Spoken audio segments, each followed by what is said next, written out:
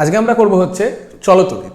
ঠিক আছে, এবার ব্যাপারটা হলো চলতড়িতের আগে বুঝতে হবে তড়িৎ হচ্ছে দু ধরনের হয়ে থাকে, একটা হচ্ছে স্থির তড়িৎ, একটা হচ্ছে চলতড়িৎ।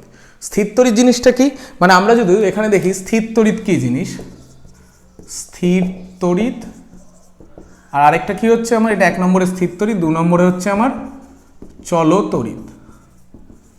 ঠিক আছে, এটা হচ্ছে কারেন্ট ইলেকট্রিসিটি, এটা হচ্ছে ইলেকট্রোস্ট্যাট। ঠিক আছে, এবার স্থির তড়িৎ বেসিক্যালি যেখানে উৎপত্তি হয়, মানে স্থির তড়িৎ হচ্ছে যেখানে তৈরি হয় সেখানেই এর ক্রিয়া করে, কিন্তু চলতড়িৎ হচ্ছে যেখানে উৎপত্তি হয় সেখানে থাকে না, সেখান থেকে চলে যায়।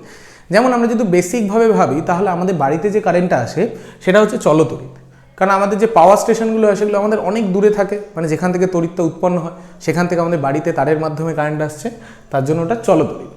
স্থির তড়িৎ কি, আমরা সাধারণত বিভিন্ন টাইমে করে দেখেছি কি, দুটো জিনিসকে যেমন দুটো পেনকে যদি এরকমভাবে ঘষি কিছুক্ষণ, তারপর এটা একটা আকর্ষণ বল অনুভব করে, বা কোনো চিরুনি নিয়ে যদি মাথায় এরকমভাবে ঘষি তারপর কিছুক্ষণ পরে যদি কাগজে ছোটো ছোটো টুকরো দিয়ে দেখি মাঝে মাঝে আকর্ষণ করে, সেটা হচ্ছে আমার স্থির তড়িৎ। ঠিক আছে, এই দু ধরনের আমার হচ্ছে তড়িৎ, কিন্তু এদের মধ্যে মেন হচ্ছে স্থির তড়িতের মেন পার্ট হচ্ছে আধান, আর এটা হচ্ছে প্রবাহ মাত্রা। যদিও দুটোর মধ্যে সম্পর্ক আছে, কোনো অসুবিধা নেই, দুটোর মধ্যে আধান আর প্রবাহ মাত্রার মধ্যে সম্পর্ক আছে। এটা হচ্ছে আধান থাকে আর এর মধ্যে প্রবাহিত হয়, আধানটা প্রবাহিত হয়ে যায়, আধানটা এক জায়গায় থাকে, এখানে আধান প্রবাহিত হয়ে যায়, এই হচ্ছে ব্যাপার। আধান প্রবাহিত হওয়ার ফলে তাদের গুণফলকে বলা হচ্ছে প্রবাহ মাত্রা, আর এখানে হচ্ছে আধান। আধান বেসিক্যালি কি, কোনো বস্তুর মধ্যে যদি কারোর কাছে আধান থাকে তাহলে সেই আধানটা অপর কোনো অনাহিত বস্তু হতে পারে অথবা তাকে আহিত বস্তু হতে পারে, তাকে আকর্ষণ বা বিকর্ষণ করতে পারে। মানে যে ধর্মের জন্য কোনো বস্তু অপর বস্তুকে তড়িৎ বল প্রয়োগ করতে পারে সেই ধর্মটাই হচ্ছে আমার আধান, তড়িৎ আধান, সেটা হচ্ছে তড়িৎ আধান। এটা আবার সাধারণত দুভাগে ভাগ করা যায়, একটা হচ্ছে ধনাত্মক আধান,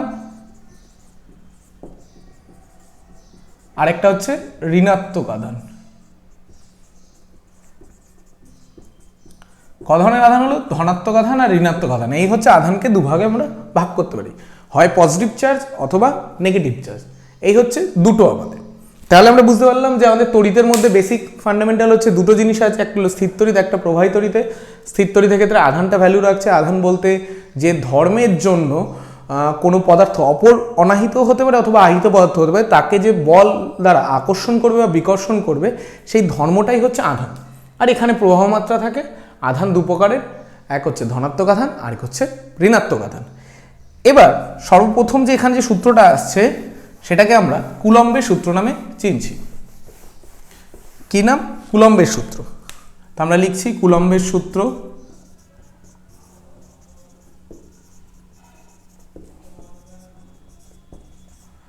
কুলম্বের সূত্র কি বললো, বলছে দুটি বিন্দু আধান, ধরে নিচ্ছে একটা বিন্দু আধান Q1 আর একটা বিন্দু আধান Q2, বলছে দুটি বিন্দু আধান পরস্পর থেকে যদি স্মলার ডিস্টেন্সে থাকে, অন্য কেউ ডিস্টেন্স নিতে পারে, এক্স নিতে পারে, যা ইচ্ছা নিতে পারে, কোনো ব্যাপার না। দুটো মেন হচ্ছে ফান্ডামেন্টালটা হচ্ছে দুটো বিন্দু আধান থাকতে হবে, তাদের মধ্যে একটু দূরত্ব থাকতে হবে। তাহলে দুটো বিন্দু আধান পরস্পর থেকে যদি স্মলার ডিস্টেন্সে থাকে তাহলে তাদের মধ্যে ক্রিয়াশীল বল, এবার আমি ক্রিয়াশীল বল বলছি, আকর্ষণ বা বিকর্ষণমুখী বলছি না, কারণ কি আধানের কোয়ালিটির উপর সেটা আকর্ষণ বা বিকর্ষণমুখী হবে।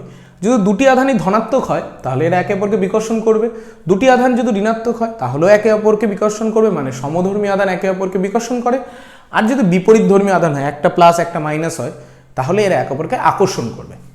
তা আমরা প্রথমে জাস্ট তড়িৎ বল বলবো, আকর্ষণ ও বিকর্ষণ depend on quality of charge. এদের মধ্যে যে বলটা ক্রিয়াশীল হবে সেটা হচ্ছে আধানদ্বয়ের গুণফলের সমানুপাতিক এবং তাদের দূরত্বের বর্গের ব্যস্তানুপাতিক। আধানদ্বয়ের গুণফলের সমানুপাতিক, দূরত্বের বর্গের ব্যস্তানুপাতিক। দুটোকে আমরা যদি এক করে দিই তাহলে এরকম হবে Q1 Q2 বাই r²। একটা ধ্রুবকের প্রয়োজন অঙ্ক করার জন্য, সেটা হলো 1/4πε0 Q1 Q2 বাই r²। অবশ্যই এটা আমি বায়ু মাধ্যম বা যেটাকে শূন্য মাধ্যম বলে, শূন্য মাধ্যমের জন্য, ঠিক আছে, অন্য মাধ্যম হলে একটু চেঞ্জ হয়ে যাবে। এটা আমরা ধরে নিচ্ছি যে এই দুটো আধানের মাঝখানে বায়ু রয়েছে, না আমাদের যেরকম বায়ু রয়েছে সেরকম বায়ু রয়েছে, বা শূন্য মাধ্যমকেও কনসিডার করতে পারে, কিন্তু এরকম না আধান দুটোকে কোনো একটা লিকুইডে চুবিয়ে দিলাম এরকম না, কিন্তু আমরা জাস্ট বায়ু মাধ্যমের জন্য এই ফর্মুলাটা তৈরি হচ্ছে। এটা বইয়ে অনেক সময় k into q one q two by r square লিখেছে, কিন্তু আমরা কে লিখবো না, এই টার্মটা লেখার চেষ্টা করবো 1/4 এপসাইলন নট। এটাকে কি বলে, এর মতন দেখতে, একটু বেঁকানো, আর জিরো লিখে দিই, এটা এপসাইলন নট। এই জিরোটার মানেই হচ্ছে শূন্য মাধ্যম বোঝাচ্ছে। কোনো জায়গায় যদি শুধু এপসাইলন লেখা থাকে তার মানে সেটা অন্য কোনো মাধ্যমের জন্য ব্যবহৃত হচ্ছে। এই হচ্ছে কতটা বল আকর্ষণ বা বিকর্ষণ করবে সেই বলের এটা রাশিমালা। মাথায় রাখতে হবে কুলম্বের সূত্রটা ততক্ষণ প্রযোজ্য যতক্ষণ এগুলো বিন্দু আধান আছে। বিন্দু আধান, বড় আধান হয়ে গেলে চলবে না, ছোট্ট আধান, একেবারে বিন্দু, একটা জাস্ট ডট ফেলবো সেরকম সাইজের একটা আধান হতে হবে।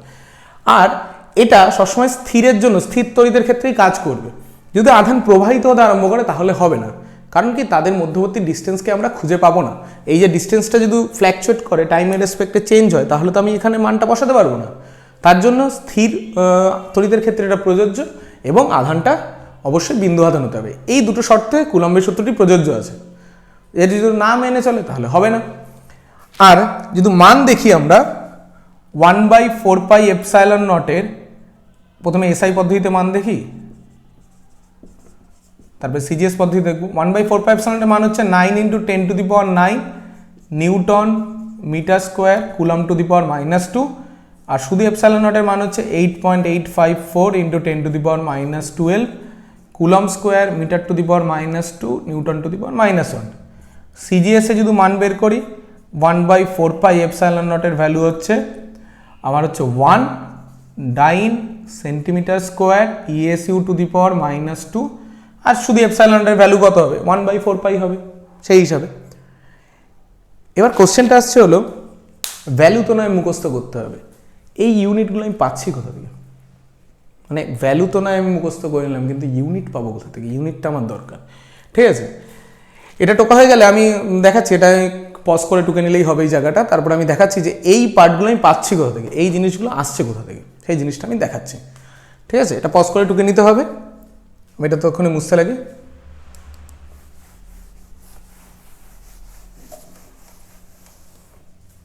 আচ্ছা, এবার মান আমাকে মুখস্থ রাখতে হবে, মাথায় রাখতে হবে, 9 × 10⁻, এটা আমাকে মানটা মাথায় রাখতে হবে। কিন্তু একক পাচ্ছি কোথা থেকে? আমরা যদি ফর্মুলাটা ভালো করে দেখি, কি লেখা আছে, F = 1/4 epsilon not Q1 Q2/r square. আচ্ছা, তাহলে শুধু 1/4 এপসাইলন নট = কত হবে? F × r square by Q1 Q2, F × r square by Q1 Q2, কোনাকুনি গুণ করে দিলাম। আচ্ছা, F মানে হচ্ছে বল, বলের একক কিসে হয়? নিউটনে দেবে, নিউটন n দ্বারা লিখছি। আচ্ছা, আর হচ্ছে দূরত্ব, দূরত্ব কিসে দেবে? দূরত্ব মিটার অথবা সেন্টিমিটারে দেবে। তো আমরা এসআই ইউনিট ইউজ করেছি, তার জন্য বলের এসআই ইউনিট নিউটন, আর দূরত্বের মিটার, কিন্তু স্কোয়ার আছে তাই স্কোয়ার। আচ্ছা, আধানের এসআই ইউনিট হচ্ছে কুলম, আর সিজিএস ইউনিট হচ্ছে ইএসইউ বা স্ট্যাট কুলম, যেটা ইচ্ছে ইউজ করতে পারি। সিজিএসে আমরা ইএসইউ ইউজ করতে পারি অথবা স্ট্যাট কুলম ইউজ করতে পারি। তো আমরা এখানে Q1ও কুলম্বে বেরোবে, সি এটাও কুলম্বে বেরোবে, তো উপরে উঠিয়ে দিলে কত হয়? Newton metre square coulomb to the power -2, হয়তো এটা এখানে আসলো, বোঝা গেল তো এটা কি করে আসলো? জাস্ট যেগুলো আসছে সেইরকমভাবে বসিয়ে দিচ্ছে।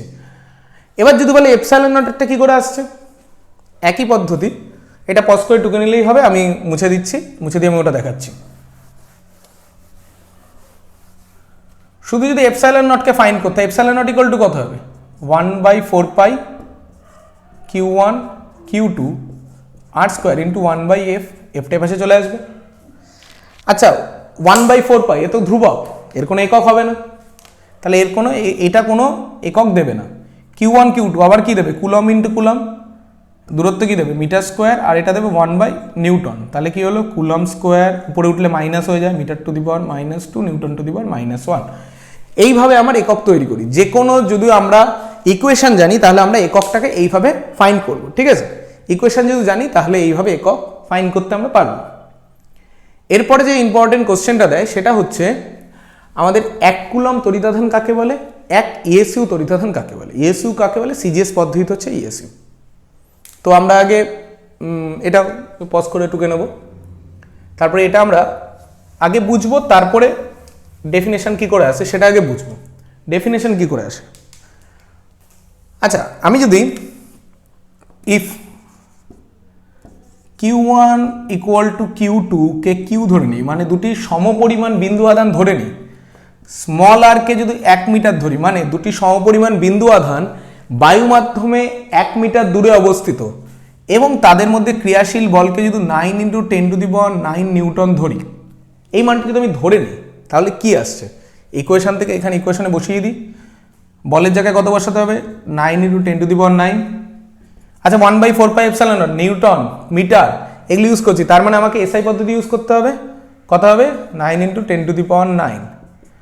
Q1 Q2 জায়গায় Q মানে Q স্কোয়ার বাই দূরত্ব 1 স্কোয়ার। তাহলে এই 9 × 10⁹ কেটে যাবে, Q স্কোয়ার = 1 হবে, Q ±1 হবে।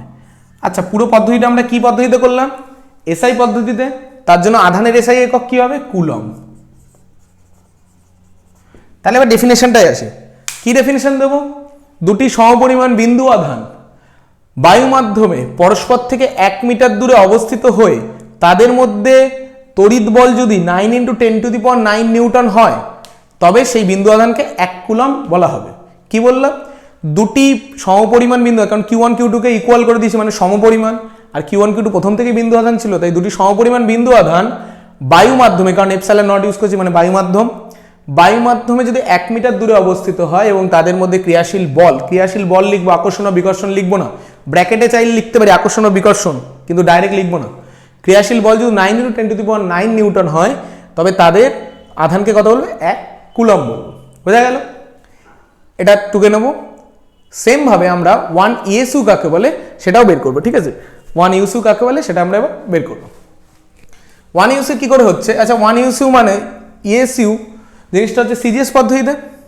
তাহলে আমাদের দূরত্ব কি হবে, দূরত্ব হয়ে যাবে হচ্ছে আমার সেন্টিমিটারে হয়ে যাবে, আর এক্ষেত্রে বলটা নিউটন তো হবে না, ডাইন হবে, তাহলে লিখবো 1 ডাইন। এবার বসিয়ে দেখি কি কি আসছে।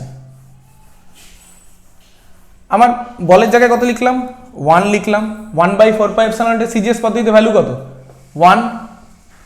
আচ্ছা Q1 Q2 মানে Q স্কোয়ার বাই 1 স্কোয়ার, তাহলে Q স্কোয়ার = 1, Q ±1।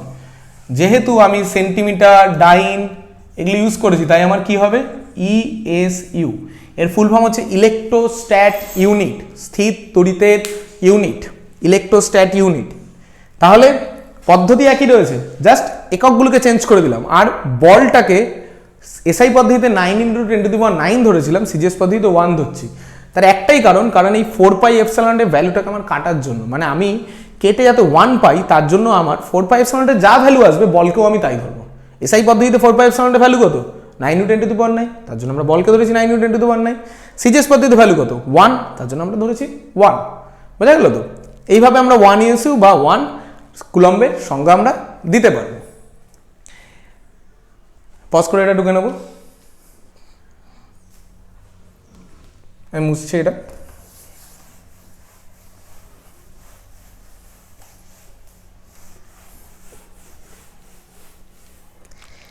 এবার যদি তড়িৎ বিভব আসে, তড়িৎ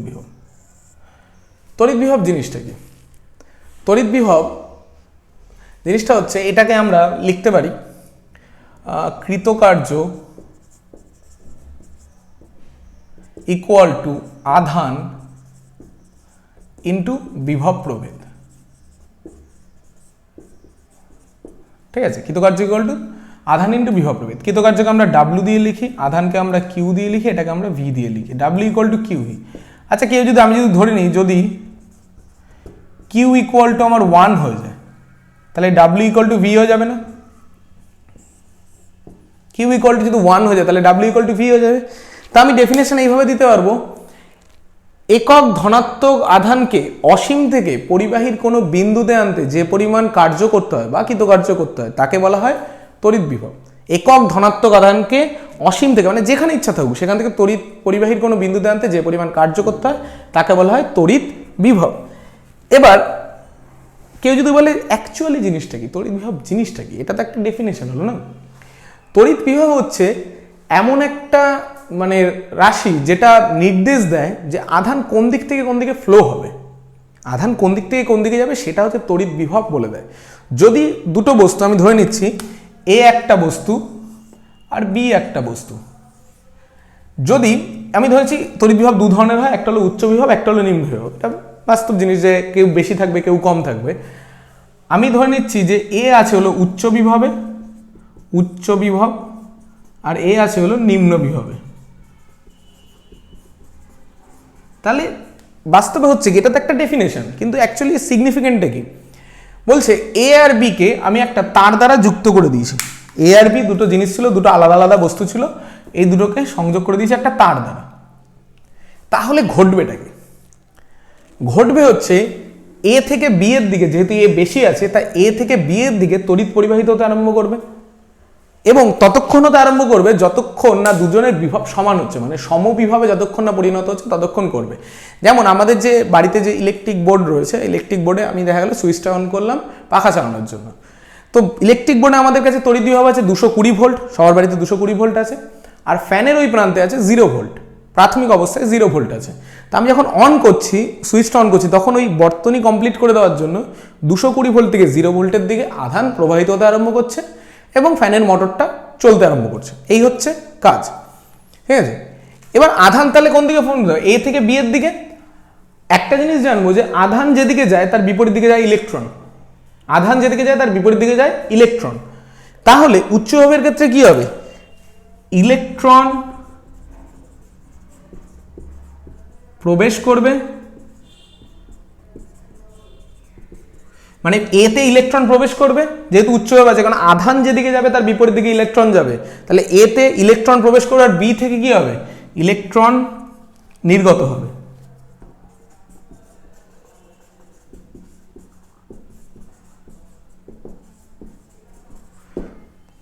কি হবে? এ থেকে বিতে ইলেকট্রন, মানে এ থেকে বি দিকে, বি থেকে এতে ইলেকট্রন ঢুকছে, মানে বি থেকে ইলেকট্রন নির্গত হচ্ছে, এ থেকে ঢুকছে, আর ইলেকট্রনের গতিপথ আর আধানের গতিপথ বিপরীতমুখী হয়, তো ইলেকট্রন যেদিকে যাবে আধান তার উল্টো দিকে যাবে। এই হচ্ছে ব্যাপার। তাহলে বোঝা গেল তো তড়িৎ বিভব জিনিসটা কি। এবার তড়িৎ বিভবেরও দুটো মানে একক কি, যেটা এসআই পদ্ধতিতে করলাম তাহলে বলবো ভোল্ট, আর সিজিএস পদ্ধতিতে করলে স্ট্যাট ভোল্ট বলতে পারি, বা ইএসইউ আমরা বলতে পারি। সিজিএস এ সবাইকে স্ট্যাট ভোল্ট বা ইএসইউ নামে চিনতে পারি আমরা। তো সেই হিসাবে আমরা যদি একটা চার্ট বানাই, তো সেই চার্টটা আমরা একটু দেখব। এটা পজ করে টুকে নিতে হবে।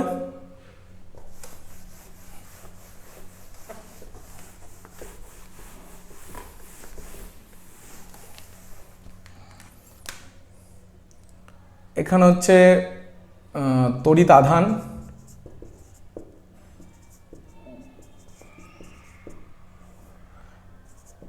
এসআই একক, সিজিএস একক, আর সম্পর্ক, মানে সিজিএস আর এস এর মধ্যে সম্পর্ক, ঠিক আছে। প্রথমটা তড়িৎ আধানের জন্য, তারপরটা তড়িৎ বিভবের জন্য। ওকে, তড়িৎ আধানে এসআই একক কি লিখি আমরা? কুলম্ব লিখি, ব্র্যাকেটে সি লিখলাম। সিজিএস একক লিখি স্ট্যাট কুলম্ব,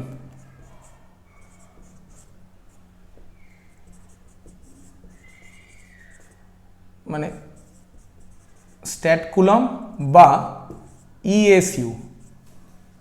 সম্পর্ক কি? 1 কুলম্ব ইকুয়াল টু 3 × 10⁹ ইএসইউ। এটা কি লিখি? এটা ভোল্ট লিখি। এটা কি লিখি? স্ট্যাট ভোল্ট লিখি, বা ইএসইউ লিখতে পারি আমরা। সম্পর্ক কি? 1 volt equal to 1/300 stat volt, V লিখলাম, হয়ে গেল। এই হচ্ছে ব্যাপার, এই হচ্ছে সম্পর্ক। কারো যদি অঙ্ক করার ক্ষেত্রে সিজিএস আর এসআই ইউনিটের মধ্যে যদি গুলিয়ে যায়, তাদের মধ্যে কনভার্সন করার জন্য এই জিনিসটা হেল্প করবে। একটা থেকে আরেকটা যাওয়ার জন্য এই ফর্মুলাটা আমাদের কাজে লাগবে, ঠিক আছে? বুঝে দিচ্ছি।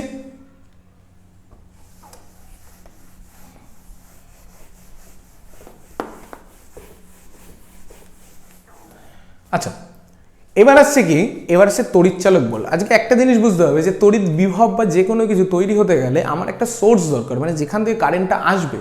যেমন আমাদের বাড়িতে আমি হঠাৎ করে যদি আমি ফ্যানের সুইচ টিপি বা লাইটের সুইচ, যে কোনো সুইচ যদি অন করি, তা সেটা তো চলবে। কখন চলবে? যখন বাড়িতে কারেন্ট থাকবে। দেখা গেল কারেন্ট নেই, তাহলে কি হয়? যাদের বাড়িতে ইনভার্টার আছে, তাহলে এই ব্যাটারিটা অ্যাকচুয়ালি প্রোভাইড করে কারেন্ট। তাহলে এই যে ব্যাটারি, এটাকে বলা হয় কি? সেল বলা হয়, তড়িৎ কোষ বলা হয়। যেখান থেকে তড়িৎ পাওয়া যায়। আর এই ব্যাটারি তড়িৎ বলা হচ্ছে। এবার এই যে পাঠায়, মানে এই যে শক্তিটা পাঠায় তাকে বলা হয় তড়িৎচালক বল। তড়িৎচালক বল কি? কোনো সেল থেকে যে শক্তিটা পাওয়া যায় তাকে তড়িৎচালক বল বলা হয়। তড়িৎ চালক বল বা বলে ইএমএফ, ইলেকট্রোমোটিভ ফোর্স। ওকে, ইএমএফ বলা হয়। এর ডেফিনেশনটা খুবই সুন্দর। বলছে নিম্ন বিভব থেকে উচ্চ বিভবে কোনো আধানকে স্থানান্তরিত করতে যে পরিমাণ কার্য করতে হয় তাকেই বলে তড়িৎচালক বল। কি বললাম? নিম্ন বিভব থেকে উচ্চ বিভবে কোনো আধানকে স্থানান্তরিত করতে যে পরিমাণ কার্য করতে হয় তাকে বলবো তড়িৎচালক বল। তড়িৎচালক বল বা তড়িৎ কোষ, তড়িৎচালক বল কোথা থেকে তৈরি হচ্ছে? তড়িৎ কোষ থেকে। তড়িৎ কোষ দু প্রকারের, প্রথম দিকে আমরা দু প্রকারের দেখব। এক হচ্ছে প্রাথমিক কোষ,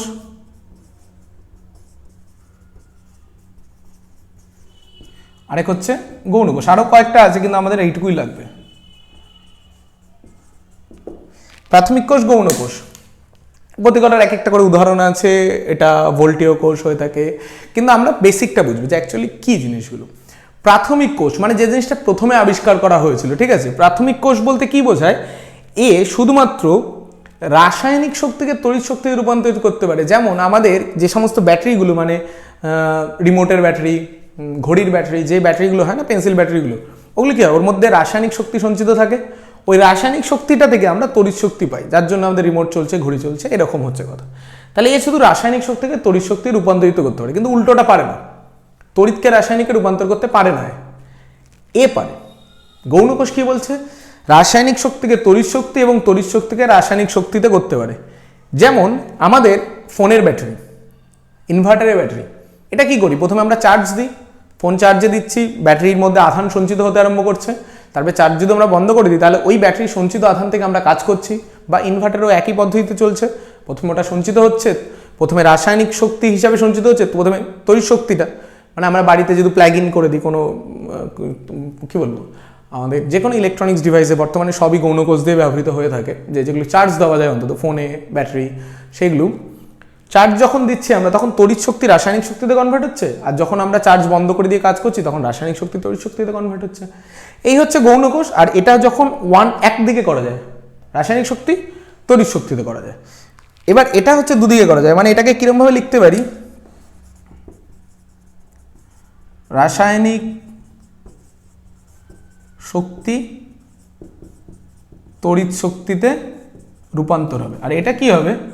এটা রাসায়নিক শক্তি তড়িৎ শক্তি হয়ে যাবে, উল্টো পথেও আসতে হবে, মানে দুদিকে অ্যারো দিলাম তার জন্য। তড়িৎ শক্তিতে কনভার্ট হতে পারে, দুদিকেই যেতে পারে। রাসায়নিক শক্তি তড়িৎ শক্তিতে বা তড়িৎ শক্তি রাসায়নিক শক্তিতেও যেতে পারে। তার জন্য এটা বেশি পরিমাণে এখন ব্যবহৃত হয়ে থাকে। এর থেকে বেশি পরিমাণে আমরা আধান পেতে পারি, কারণ ইনভার্টারের যে ব্যাটারিটা আছে সেটা দিয়ে আমরা অন্তত বাড়ি চলে, বাড়ির বিভিন্ন লাইট ফ্যান চলে। কিন্তু কেউ যদি চেষ্টা করে ওই যে পেন্সিল ব্যাটারিগুলো ছোটো হয়, যেগুলো ফোনে মানে কি বলবো রিমোটের পিছনে থাকে, ও দিয়ে আমাদের চলবে না। ওর ভ্যালু খুবই কম থাকে, কারণ কি? ওর রোধ বেশি থাকে। রোধ আবার অন্য একটা চ্যাপ্টারে আমরা বোঝাবো, ওখানে রোধ জিনিসটা বেসিক্যালি বাধা, তো সেটা ওর বেশি থাকে, গৌণ কোষের কম থাকে। তার জন্য বেশি পরিমাণ কারেন্ট প্রডিউস করতে পারে, এ কম পরিমাণ কারেন্ট প্রডিউস করে থাকে। ঠিক আছে, এই হচ্ছে তড়িৎ কোষের ব্যাপারটা। তড়িৎ কোষ কত ধরনের? দু ধরনের, প্রাথমিক, মানে আমাদের হিসাব মতন এখন দু ধরনের, আরও আছে। প্রাথমিক কোষ, গৌণ কোষ হিসাবে আমরা করব। এবার কিছু যদি আমরা দেখি, জিনিসগুলো দেখি, কিছু কোশ্চেন যেগুলো এসে থাকে আমাদের, সেগুলো যদি দেখি, সেরকম কোশ্চেনের মধ্যে যেটা পজ করে ঢুকে নিতে হতো, ঠিক আছে? কিছু কোশ্চেন যেমন কোনো কোষের তড়িৎচালক বল 10 ভোল্ট বলতে কি বোঝায়? কোনো কোষের তড়িৎচালক বল 10 ভোল্ট বলতে কি বোঝায়? একই বলবো। এখানে এরমভাবে দেখি, W = QV, সেই যেরমভাবে পেয়েছিলাম। আচ্ছা, কিউকে যদি 1 করে দিই আর V = যদি 10 ভোল্ট বলে থাকে, তাহলে W = কত? 10। ডাব্লিউ হচ্ছে যেহেতু কার্য তাই একক হবে জুলে, 10 জুল। মানে একক ধনাত্মক আধানকে নিম্ন বিভব থেকে উচ্চ বিভবে স্থানান্তরিত করতে 10 জুল কার্য করতে হয়। কি বলবো? একক ধনাত্মক আধানকে নিম্ন বিভব থেকে উচ্চ বিভবে স্থানান্তর করতে 10 জুল কার্য করতে হয়। সেটাই হচ্ছে আমার তড়িৎচালক বল 10 ভোল্ট বলতে বোঝায়। এটা মানেই হচ্ছে এটা, তড়িৎচালক বল 10 ভোল্ট বলতে এটাকেই বোঝায় যে 10 ভোল্টের জায়গায় অন্য কিছু ভোল্টও থাকতে পারে, 5 ভোল্ট থাকতে পারে, 50 ভোল্ট থাকতে পারে, 220 ভোল্ট থাকতে পারে, যা ইচ্ছা ভ্যালু থাকতে পারে। মেন হচ্ছে একক ধনাত্মক আধানকে নিম্ন বিভব থেকে উচ্চ বিভবে নিয়ে যেতে হবে, তাতে কি পরিমাণ কার্য করতে হবে, এই যে নাম্বারটা সেই কার্যটাই করতে হবে। ওকে, আর আমাদের কিছু কিছু ম্যাথ আসে এখান থেকে। ম্যাথে যেরকম দেয়,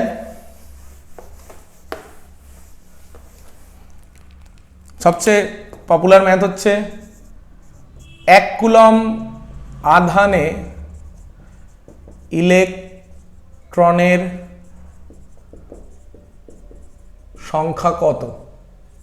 1 কুলম আধানে ইলেকট্রনের সংখ্যা কত? আচ্ছা, একের জায়গায় 2, 3, 5 যা ইচ্ছা দিতে পারে, বেসিকটা 1, বেশিরভাগ ক্ষেত্রে 1 কুলমই আসে। এর বোঝা যায় কোনো বস্তু, আজকে যে কোনো বস্তু সে কখন তড়িৎগ্রস্ত হয়ে যাবে, কখন সেটা কোনো পজিটিভ বা নেগেটিভ চার্জে আহিত হবে, যখন ওর সর্ববহিস্থ কক্ষপথের ইলেকট্রনের মধ্যে আদান প্রদান ঘটবে। মানে কি, আজকে যে কোনো একটা পদার্থ চুজ করতে পারি আমরা, সেই পদার্থ যদি সর্ববহিস্থ কক্ষপথে ইলেকট্রন গ্রহণ বা বর্জন করতে আরম্ভ করে সর্ববহিস্থ কক্ষপথে, তাহলে কি হবে, সে তড়িৎগ্রস্ত হয়ে যাবে। কিরম জিনিস, আজকে আমরা ধরে নিচ্ছি, কারণ পরমাণু তো নিস্তরিত হয়, যে কটা প্রোটন আছে সে কটা ইলেকট্রনও আছে, তাহলে কি হচ্ছে, নিস্তরিত করে দিচ্ছে, proton positive charge, electron negative charge. কিন্তু কোনো মতে যদি ইলেকট্রনের সংখ্যা বেড়ে যায়, তাহলে যে কটা সংখ্যা বাড়বে সে কটা তড়িৎগ্রস্ত হয়ে যাবে। যদি ইলেকট্রনের সংখ্যা বাড়ে তাহলে সে নেগেটিভ চার্জ হয়ে যাবে, আর যদি ইলেকট্রনের সংখ্যা কমতে আরম্ভ করে, তার মানে বিপরীত দিকে বলতে পারি যে প্রোটন আমার কাছে বেশি আছে, তাহলে সে ধনাত্মক আধান হয়ে যাবে। তো আমরা এরকম একটা করতে পারি যে তড়িৎ আধান, যেটাকে আমরা ক্যাপিটাল কিউ দেব, হচ্ছে ইলেকট্রনের সংখ্যা, এটা একটা ফর্মুলা, ঠিক আছে, ইনটু ইলেকট্রনের আধান। আচ্ছা, কেউ যদি মনে করে প্রোটনও দিতে পারবে, কারণ দুটো একই জিনিস, ইলেকট্রন আর প্রোটনের চার্জ একই হয়, প্লাস মাইনাস নিয়ে কথা হয়, আমাদের অঙ্কের ক্ষেত্রে মাইনাস আমরা ইউজ করব না। তাহলে কিউ ইকুয়াল টু কি ফর্মুলা দেওয়া হলো, এন ই, কিউ তড়িৎ আধান, ইলেকট্রনের সংখ্যা এন, আর ইলেকট্রনের আধান হচ্ছে ই। আচ্ছা, আমাকে আধান কত বলেছে, 1, ইলেকট্রনের সংখ্যা তো আমি জানি না, কিন্তু ইলেকট্রনের আধান কত, 1.6 × 10⁻⁻19 কুলম। তাহলে এন ইকুয়াল টু কত, 1/1.6 × 10⁻⁻19। এটা যদি কেউ ক্যালকুলেট করে 6.25 × 10⁻18 হবে, ঠিক আছে। তাহলে কতগুলি ইলেকট্রন গেছে, 6.25 × 10⁻18টি ইলেকট্রন আছে ওর মধ্যে, 1 কুলমের মধ্যে এত কটা ইলেকট্রন স্থানান্তরিত ঘটেছে। বোঝা গেল? এবার যদি উল্টো দেয়, আমার কাছে এত সংখ্যক ইলেকট্রন আছে, তার আধান কত হবে, কিছুই না, নাম্বারটা এন বলে দিয়েছে, তার ইলেকট্রন আধান দিয়ে গুণ করে দেবো, তাহলে কিউর ভ্যালু পেয়ে যাবো।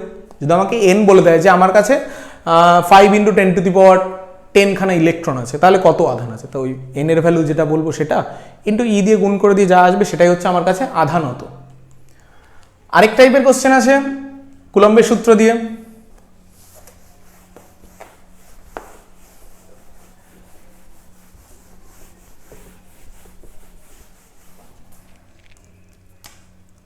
যে কোনো আধান ধরে নিচ্ছি, 5 কুলম এবং 10 কুলম আধান পরস্পর বায়ু মাধ্যমে 1 মিটার দূরত্বে অবস্থিত, তড়িৎ বল নির্ণয় করো।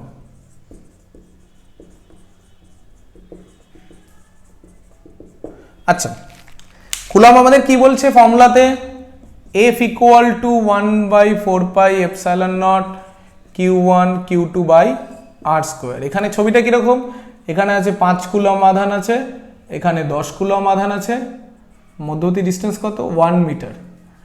আচ্ছা, যেহেতু কুলম্বে আছে কি পদ্ধতি, এসআই পদ্ধতি, 1/4 সাউন্ডের ভ্যালু কত 9 × 10⁹ আচ্ছা Q1 কত 5, Q2 কত 10, 1 স্কোয়ার তার মানে কত হচ্ছে 50, 5 নং 45, এটাকে লিখতে হবে 45 × 10⁻10, কারণ এই 10টা এখানে গুণ করে দিচ্ছি 10⁻10 করার জন্য, এত নিউটন। বোঝা গেল? এত নিউটন। তাহলে এই পার্ট থেকে আমাদের এরম টাইপের অঙ্ক দেয়, ভ্যালু যে এরমই আসবে এর কোনো মানে নেই, ভ্যালু আলাদা থাকতে পারে, দূরত্ব আলাদা হতে পারে, ঠিক আছে? আর কোনো অসুবিধা হলে কমেন্টে জানালেই চলবে, ঠিক আছে?